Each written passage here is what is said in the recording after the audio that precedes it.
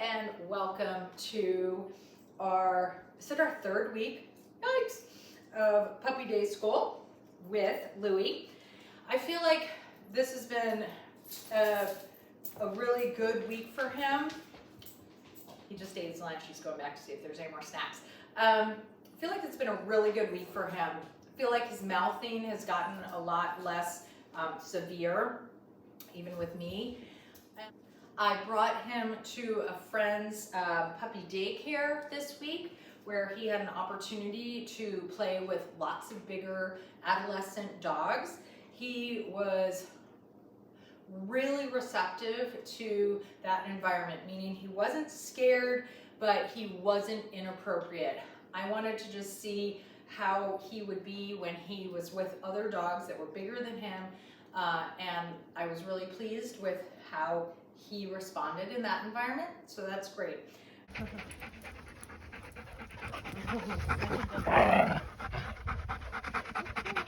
I know, Willow. Hi. What are you? What? No. Clearly petrified of the group. Exactly. No. Go get her.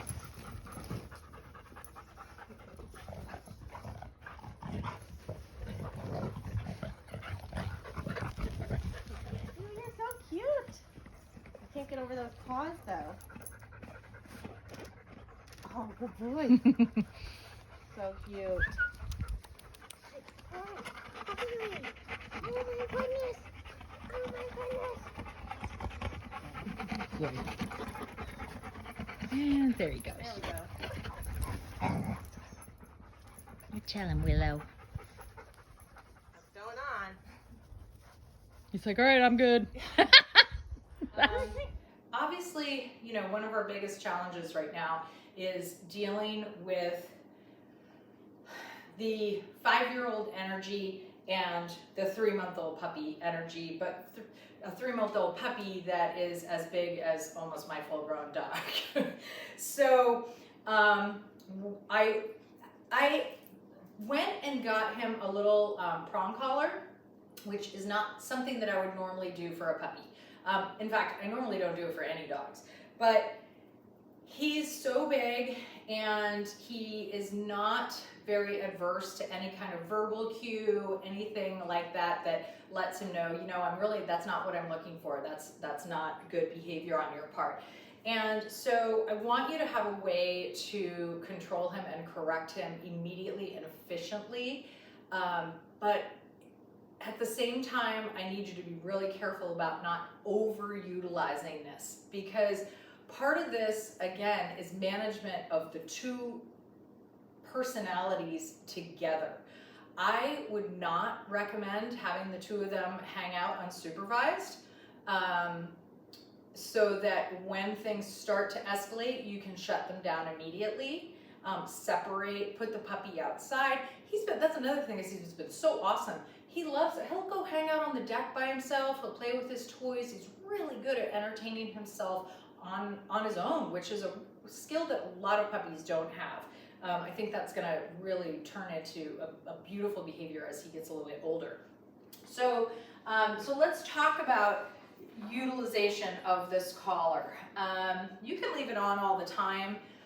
When he is out and about at home, especially when your son is around, I want him attached to a leash. I want him just dragging this leash around. So if you need to pick it up and you need to pull him away or you need to correct him for something, you can grab him immediately, or you can step on it and then reach down and grab. I have him on this almost all the time when he's around the other puppies, just dragging it around so that when he gets too rough or rambunctious, I can immediately grab him, give him a little correction, and move away. So again, I don't want to necessarily have to show you what a correction looks like for no reason, but if you have never used one of these, the correction with this kind of collar is a very quick little jerk. It is not a pull and tug, because that's really not effective and it doesn't feel good for the puppy. But if he were to do something naughty, I could just do a quick little like that, okay? A little quick little jerky thing. Yes, very good. You're being such a good baby. So the other thing that you can do and you can try is when things start to get amped up, before they get too crazy, have him do hand targeting. So he's, let's see, what is this? What is this? What is this? What is this? You love your toys? He loves his toys when he doesn't have a treat in front of him. Over here, pop, pop, pop. Come here. Yes. Touch. Yes. Oh my gosh, his hand targeting, touch. No more open mouth this week. That's been awesome. Touch.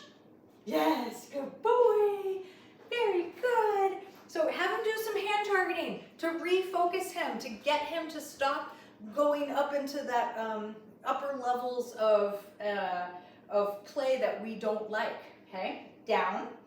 We've been working on down without trying to use a hand signal or any kind of lure. He's not loving it yet. We got it a few times this morning. Hey, down.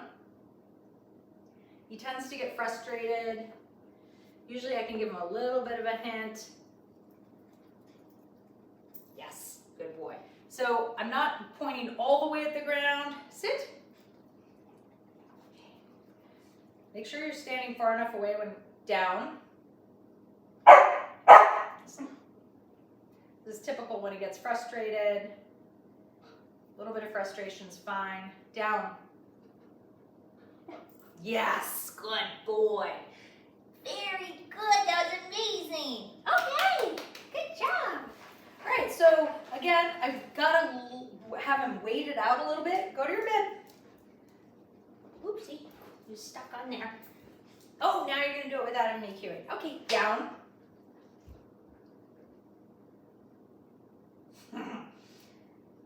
It's really hard because they think sitting gets them all the treats. It just does in the beginning. Down. Okay, if I get that, then just a walk away. Come on. No, let's try again.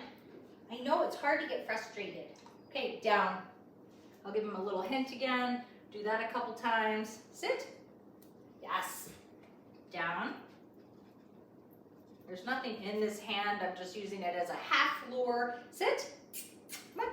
Here. Whoa! That was a sit and a topple over. Come here. Very good. It's hard. Your body's so big. Sit. Over here. Sit. Nice. Okay. Down. Down. It's so hard. Yes. Good. He'll have that in a couple days. He'll have it. We want to eliminate any pointing or any kind of hand signals or luring towards the ground. Okay, good job. One of the goals that we'll work towards is distance, getting the dog to do things from a distance. Like if you're over there and I tell you to lie down, you hit the deck over there. If they're used to being, only going down right where you point, we're never going to be able to get to that level. So we want to make sure that we eliminate that hand signal or that lure with our food or treats as quickly as possible. We've been still working a ton on recall, which you got your videotapes for last week. His sleeping at night has been amazing. And again, we've been working a lot on this mouthing thing, like playing with more gentle mouth, taking treats more gently. One of the ways that you can try to do that if you're working on having him take treats gently is put that treat slightly under his chin. Let's see, come here. Watch the difference between these two things, okay? Not sure how well you'll be able to see this in a video, but let's just watch. If I come down with a treat like this, okay, you see that home? Come over here. Let's see if we can get, that's a pine needle on you. So again, let's watch from the side. If I come down, oh, see, I mean, he's trying so hard not to do that, and I'm kind of encouraging it. But if I come down with treats, usually I get a pretty big bite. Hi, come here. Can you sit up again? I'm always tired in the afternoon. Okay, now if I take this treat and I put it down below his chin, he almost always has to reach down with his tongue to take it. So bringing in treats slightly under his mouth versus above his nose will really help alleviate kind of that piranha biting. Okay, we don't want to encourage that. Kids tend to come in and pull back because, rightly so, they're afraid of getting snapped at. You can really encourage more flat-handed treating so that you can just hold it out like this, which will eliminate any biting of the fingers. Okay, so flat-handed stuff will be helpful. So the stuff that I really want you focused on this week is more the interactions, okay? Hey, okay. So if that happens and I keep getting touch, very nice. Thank you. Thank you. That was very nice. Very good. And again, at night here, he's been just much calmer because he gets a lot of activity. So I definitely appreciate that it's easier here for me, and I don't have the kid energy going on as much. But I really want you to work on supervision as much as possible. No interactions unless there's a parent around. Making sure that his collar is on. Again, you can leave this little prong on. When he's home for the next couple days, you don't even need to take it off. And continuing with the hand targeting, the name game, working on your recall stuff when you can get that in, and working on the down and getting rid of the lure. Those are our biggies. But he's doing so good. He hasn't lost, I don't think he's lost any of his teeth yet. That will be like a godsend. I'm trying to look in there. Oh, he may have lost a couple in the back. Yeah, I think he has lost a few, but none of the ones in the front, nor his canines. So that will be huge just in terms of his mouthiness. That'll help also. So anyway, we had a great week, and we will see you guys next week. Take care.